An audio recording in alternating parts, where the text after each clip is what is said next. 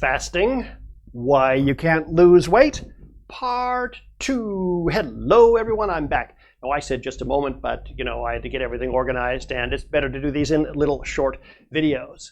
So you need to get your body into the place where it is no longer in storage mode. Think about your cells as a warehouse, just multiple millions, billions of warehouses, and every warehouse door is open to the inside, which means it's just receiving. Everything that's coming to the cell, it's just receiving. The cell isn't giving very much energy out. Now I'm oversimplifying it, but that's okay. And you don't need to understand all of the science of weight loss to be able to lose weight. You just need to have the general idea. So what you need to do is give yourself an opportunity to take the stored sugars that are everywhere, all through your body, and deplete them a little bit. Now this, typically if you're a diabetic, you're have to be a little more careful with this, but most of us aren't. A lot of us are pre-diabetic, by the way, and so we have to be careful there. Now, what if you don't fast, what normally happens? Well, normally your body has a fasting time called your sleep time. So let's just say that you stop eating. Let's just pick a time you stop eating at, let's say 6 o'clock in the evening, and you don't snack, you don't do any sweet stuff, no alcohol, no sodas, no milk, no nothing. You shut your body down, and let's assume that your food was a reasonably good meal, not too many carbs. After a few hours, the sugars have kind of depleted a little bit. You've got enough for 2 to 3 days anyway, but it's starting to drop a little bit. You go to bed, all night long your body's burning off that energy. It's running down. Your body is fasting. Then you have an opportunity for a meal called break fast, breakfast, which you should never eat. Worst meal of the day, all right? If you do eat it, protein only, all right, and sparingly, okay, because your body's still fasting. Right now, by the way, if you're a breastfeeding mother or very, very skinny, or you have to put on weight because of health issues and so on, disregard what I just said, okay? But I mean, most of us, anyone trying to lose weight, they're trying to get the pounds off. Breakfast is totally toxic.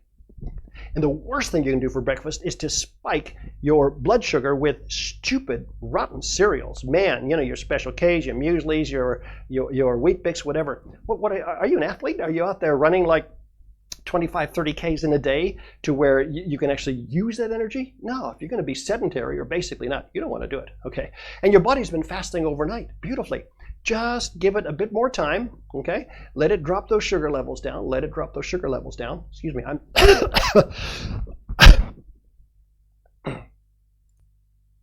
I've been talking all day and my voice just went a bit off. Grab a drink. Back to our scenario. You stop eating at 6 o'clock. You don't eat anything overnight, maybe just a bit of water. In the morning you get up, you don't have breakfast, you give yourself a bit more time, those sugar levels will fall. Okay, now that's your body's natural way of doing that. So what a lot of people will do is they'll stop eating at 6, but then they'll have a snack evening when the blood sugar falls. What are you doing? You're keeping your blood sugar up, you're keeping the cells open in fill me up mode, right?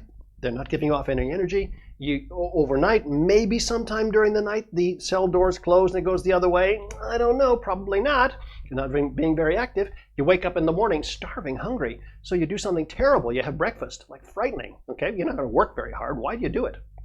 Okay, so all you've done is kept your blood sugar levels up. Now there are organizations like Jenny Craig and so on, which really help a lot of people. Their process is to constantly give people food all day long, right? Maybe 6 meals or whatever.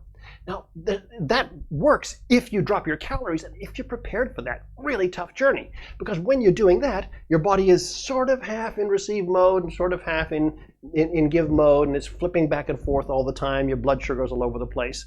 I don't really think that's the best way to go. It's very, very slow, by the way.